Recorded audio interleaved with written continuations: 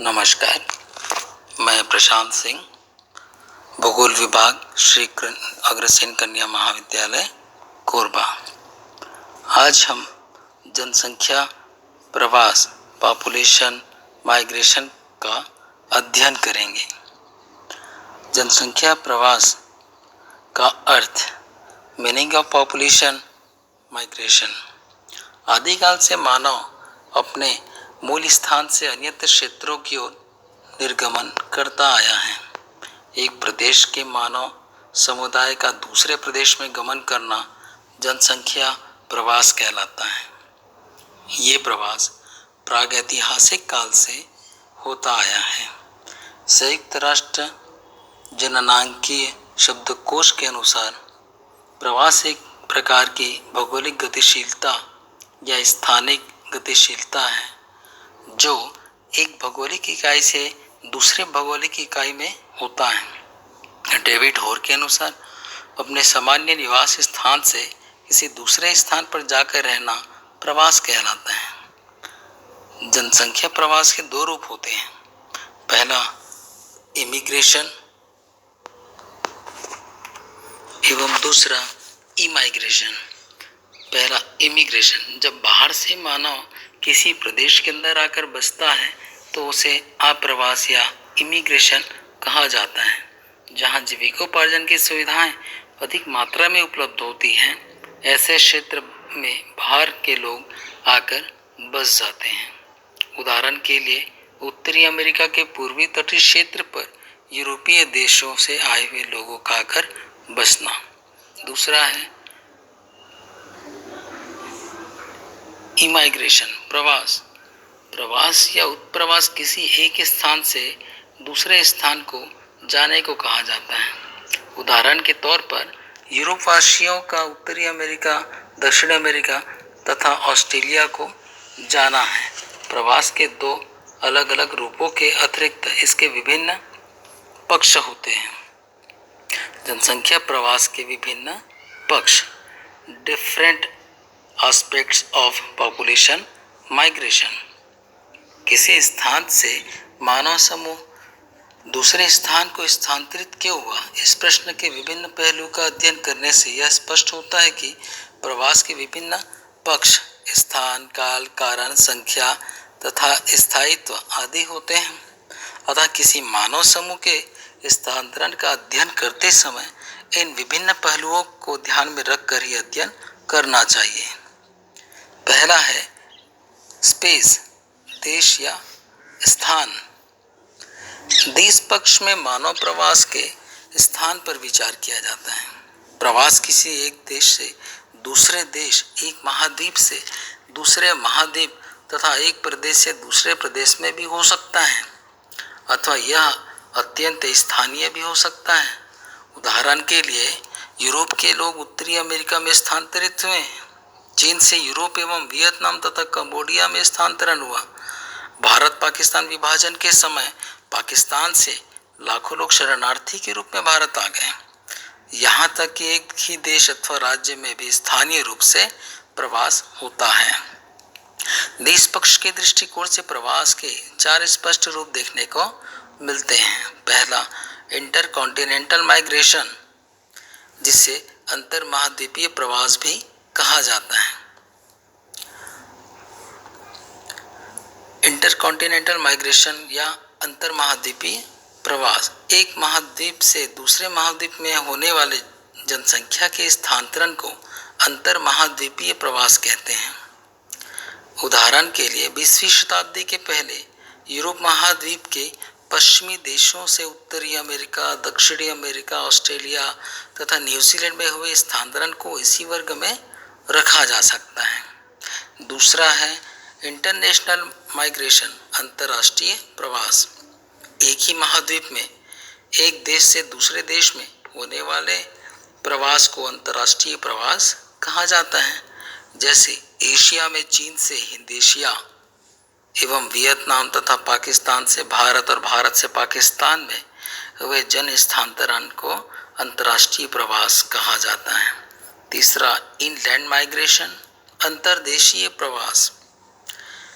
एक देश के एक प्रांत से दूसरे प्रांत को भी मानव समूह स्थानांतरित हुआ करते हैं। जैसे भारत के विभिन्न प्रदेशों के परिवार उत्तर प्रदेश में आकर स्थायी निवासी बन गए, यह अंतर्देशीय प्रवास कहा जाता है। यह देश के अंदर होता है।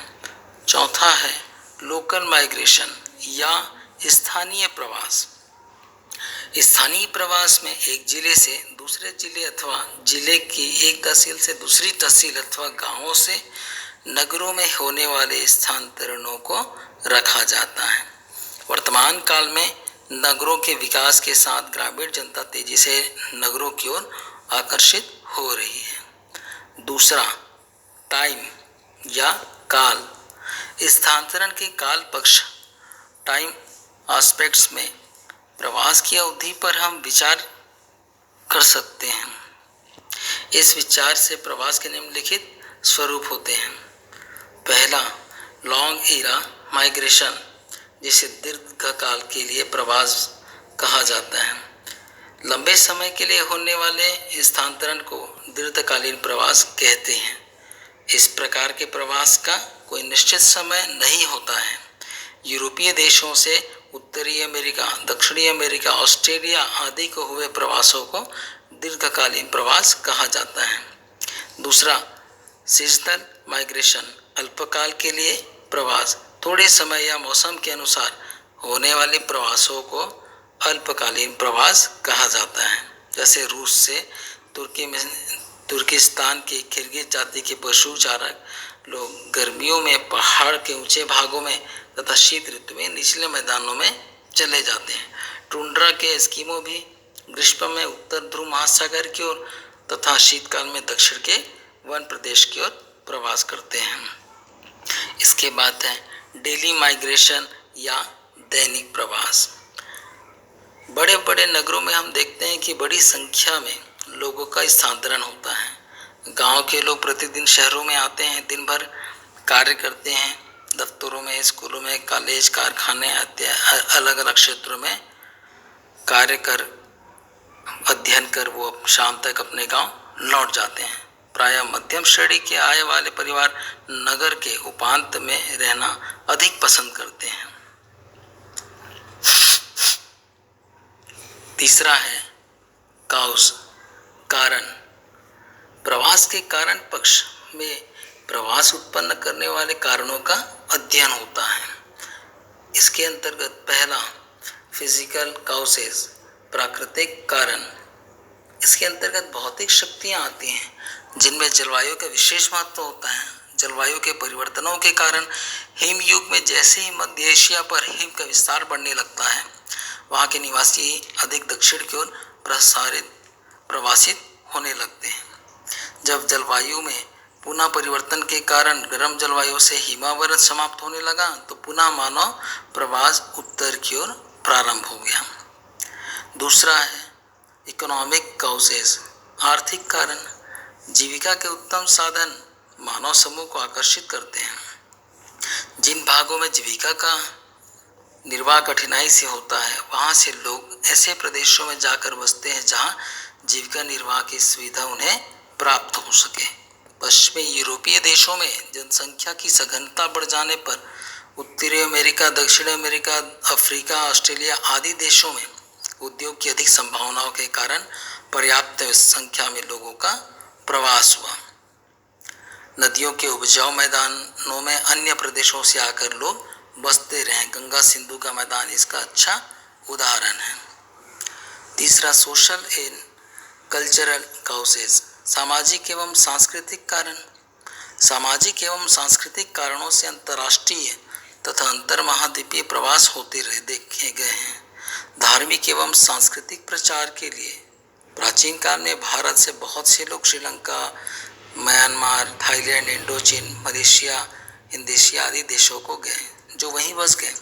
कभी कभी धार्मिक संकटों से भी प्रवास होता है।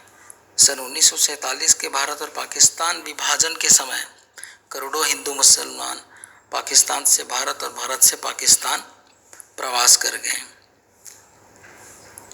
चौथा है पॉलिटिकल काउसेस, राजनीतिक कारण। राजनीतिक कारणों के भी जनसंख्या के प्रवास का प्रमुख कारण है। इसके अंतर्गत युद्ध, राजनीतिक अशांति आदि को सम्मिलित किया जाता है। युद्ध के फलस्वरूप क्षेत्र में रहने वाले लोग अशांति के कारण वहां से अन्यत्र क्षेत्रों की ओर प्रवास करने को बाध्य हो जाते हैं। युद्ध के भय से या सुरक्षा की भावना के कारण लोग अन्यत्र स्थानों की ओर प्रवास करते हैं। जिन क्षेत्रों में शांति व्यवस्था सही नहीं होती वहां पर भी लोग अन्यत्र क्षेत्रों में प्रवास करते हैं। इसके बाद है संख्या, नंबर। संख्या पक्ष में आवासित और प्रवासित जनसंख्या की संख्या का अध्ययन किया जाता है। संख्या के दृष्टिकोण से स्थानांतरण को वृहत स्थानांतरण, मध्य स्थानांतरण, लघु स्थानांतरण आदि वर्गों में बांटकर अध्ययन किया जाना चाहिए। बड़े पैमाने पर होने वाले प्रवास अंतर महाद्वीपीय और अंतरराष्ट्रीय होते हैं, परंतु आज दैनिक स्थानांतरण के द्वारा जो प्रवास होते हैं उनकी संख्या भी अधिक होती है। पांचवा है स्टेबिलिटी, स्थायित्व। प्रदेश की स्थिरता पर भी विचार करना आवश्यक होता है।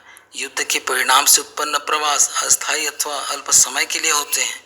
स्वतंत्रता पूर्वक हुए प्रवास में मानव स्थायी रूप से प्रवासित हो जाता है। आखेटों तथा पशु चारकों के प्रवास मौसम के साथ अस्थायी होते हैं। प्रतिदिन गांवों से नगरों में श्रमिक के रूप में होने वाले प्रवास अल्पकालीन और अस्थायी होते हैं। धन्यवाद।